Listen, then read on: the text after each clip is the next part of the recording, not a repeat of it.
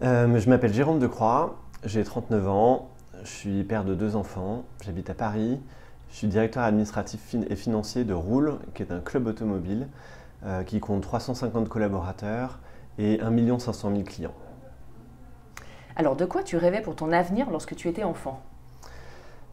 Je rêvais, j'ai eu plusieurs rêves successifs et je crois me souvenir qu'à un moment j'ai voulu être fleuriste, un peu plus tard j'ai voulu être sportif et je pense que mon dernier rêve ça a été d'être médecin. Et j'ai l'impression que la cohérence dans tout ça, s'il faut en trouver une, c'est que j'avais envie de faire des choses très concrètes et puis peut-être un petit peu l'envie de sauver les gens. De quoi tu es le plus fier aujourd'hui en tant que dirigeant et comment tu y es parvenu? Ce dont je suis le plus fier en tant que dirigeant chez Roule, c'est d'avoir contribué au passage en entreprise à mission de Roule. Et puis, je suis fier aussi d'avoir inspiré mon équipe et de continuer à inspirer mon équipe, qui est une équipe de financiers, des contrôleurs de gestion, des comptables, de la conformité, de l'administration des ventes.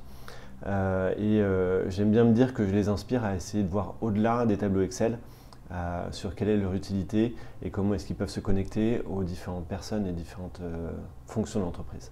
Alors, est-ce que tu peux nous en dire justement un peu plus? Qu'est-ce qui fait selon toi que tu as réussi à faire ça?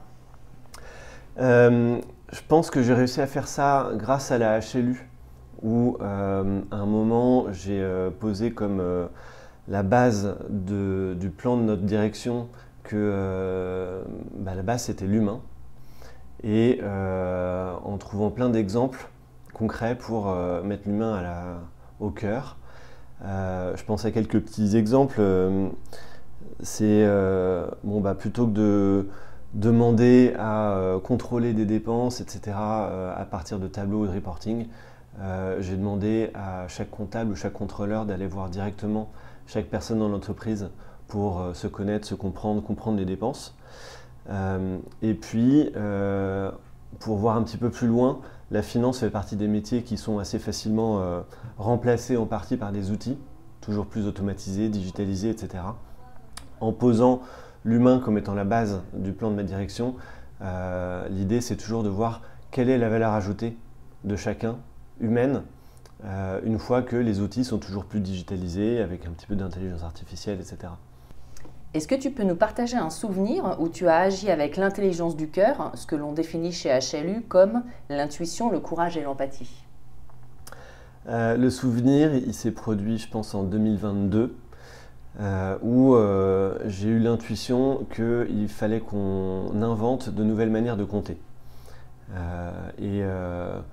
Concrètement, c'est à partir de ce moment-là que j'ai commencé à mettre en place une méthodologie de comptabilité universelle qui m'avait été inspirée par la HLU. Mais surtout, l'intuition, c'est d'avoir le courage de compter autre chose, de compter différemment, et puis de le faire sans filet, sans formation au début, pour mettre en place un petit laboratoire qui nous a appris quelles erreurs on pouvait faire, mais surtout quels bienfaits on pouvait avoir en comptant l'impact environnemental, l'impact social de l'entreprise, aussi bien et avec la même rigueur que ce qu'on fait pour l'impact financier de l'entreprise. Et puis, de cette expérience-là, de cette intuition, j'ai vraiment l'impression qu'il a fallu un petit peu de courage, mais qu'ensuite ça a planté beaucoup de graines dans l'entreprise. Parmi ces graines-là, je pense que ça a contribué aussi à ce que l'entreprise passe entreprise à mission. Et puis ça a constitué aussi un nouvel horizon pour mes équipes, qui ne sont plus seulement des collaborateurs de la finance, mais des collaborateurs de la valeur globale de l'entreprise. Et puis maintenant, on forme un vrai binôme avec le pôle RSE de l'entreprise. Je pense que ça nous rend aujourd'hui beaucoup plus forts et sereins sur toutes les actions qu'on peut mettre en place ou qu'on doit mettre en place pour que l'entreprise ait un impact positif. Alors, il y a certainement eu des freins. Je pense que les ressorts et les élans, je pense qu'il y a eu trois phases.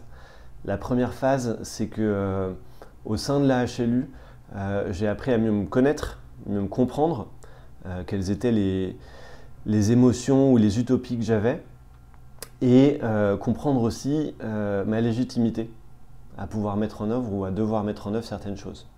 Il y a eu aussi une deuxième étape qui était d'aller sur le terrain et de rencontrer des gens, des entreprises, des entrepreneurs qui, malgré le contexte dans lequel ils étaient, ont mis en place des solutions pour être neutres en carbone, des solutions pour accompagner les personnes en difficulté, quel que soit l'objet de leur entreprise.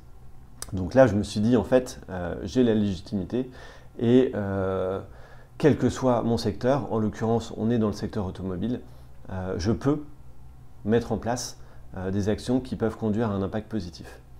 Et je pense que le troisième step, ça a été aussi en lien avec un module de la HLU qui nous a appris pas mal de concepts autour de la gouvernance. Et là, je me suis connecté à l'intuition que la finance, elle avait un rôle très important dans la gouvernance pour être rigoureux, éviter que certaines fonctions soient jugées parties, être une forme de contre-pouvoir, également dans les impacts environnementaux et sociaux de l'entreprise, et pas seulement dans les arbitrages financiers. Est-ce que ce que tu as réalisé chez Roule, c'est envisageable quand on est dans une entreprise qui ne va pas très bien? Je pense que c'est envisageable dans toutes les entreprises. Je pense que c'est beaucoup plus simple quand la boîte va bien, comme Roule. Mais je pense que finalement le rôle d'un directeur financier devrait être justement de trouver le bon équilibre entre la santé financière de l'entreprise et ses impacts environnementaux et sociaux. Et je pense que la notion de triple capital, elle est assez essentielle. C'est bien parce qu'on est aussi vertueux socialement et en termes d'environnement et de gouvernance qu'on est beaucoup plus viable économiquement. Je pense qu'il y a un vrai cercle vertueux qui s'institue. Alors, c'est plus facile quand on a les moyens, grâce à la santé financière, pour mettre en place tout le reste. Mais je pense qu'il y a un vrai cercle vertueux. Et on a eu l'exemple dans ma promo de la HLU d'entrepreneurs qui ont décidé d'abandonner certaines parties de leur chiffre d'affaires, notamment parce que c'était en contradiction avec leurs objectifs environnementaux ou sociaux. Et finalement, quelques mois ou quelques années plus tard, ils sont hyper fiers de ce choix-là et se retrouvent plutôt dans une meilleure santé. Ce qui pourrait être contre-intuitif à la base, mais... Ce qui est clairement contre-intuitif, mais ce qui correspond aussi à l'idée de c'est quoi l'utilité et la pérennité de mon entreprise. Ce n'est pas que sa santé financière, c'est aussi son utilité. Est-ce qu'elle va être reconnue comme utile dans quelques années, notamment sous un angle environnemental ou social. Alors j'ajouterais qu'aujourd'hui, il y a quand même de plus en plus de directives ou de contraintes qui arrivent. On pense à la CSRD, on pense aussi à ce que peuvent demander les banques, qui demandent à ce qu'on s'engage sur des critères autres que financiers. Finalement, je pense que quand on fait le choix de le faire de manière volontaire, courageuse et peut-être en avance de phase, quelle que soit la santé économique de l'entreprise, je pense que par la suite, quand ça devient obligatoire, on est beaucoup plus avancé et on fait beaucoup d'économies par rapport à ce qu'on aurait fait un petit peu plus sous la contrainte. Alors selon toi, de quoi les dirigeants d'entreprise ont besoin aujourd'hui? Alors, je ne vais surtout pas donner de leçons aux dirigeants d'entreprise, mais si je prends mon exemple, je dirais que les dirigeants, en tout cas moi, ce qui m'aide beaucoup, c'est d'avoir du sens dans l'entreprise et puis d'avoir conscience de l'utilité que je peux avoir. Je penserais à la fois le rôle que je joue dans la gouvernance et le sens de mon entreprise, et surtout le rôle que je peux jouer dans la gouvernance et le sens de mon entreprise. Donc ça veut dire avoir une conscience personnelle du sens qu'on veut donner à son travail professionnel, et puis avoir suffisamment d'introspection et d'utopie ou d'intuition pour savoir quel rôle on joue et quel rôle on va jouer. Et je pense que ce dont ont besoin les dirigeants aujourd'hui, c'est de liberté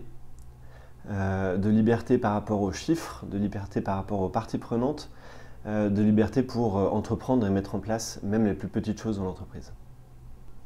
Et ma dernière question, mais tu y as déjà un peu répondu, c'est qu'est-ce que tu as appris dans ton parcours, mais au global, professionnelle et même peut-être de vie, hein, qui t'aurait peut-être aidé il y a 20 ans et que tu pourrais aujourd'hui communiquer aux personnes qui nous regardent?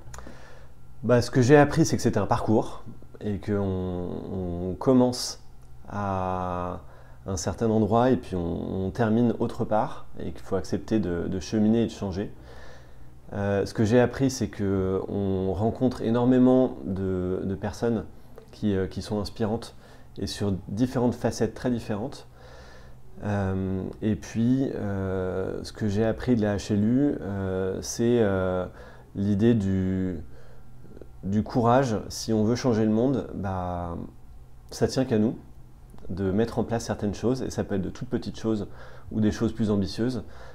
Moi, les petites choses que j'ai pu mettre en place dans ma boîte, c'est finalement celles qui ont, à mon avis, planté des graines et qui finalement solidifient un petit peu les racines de l'entreprise. Merci beaucoup, Jérôme. Merci à toi.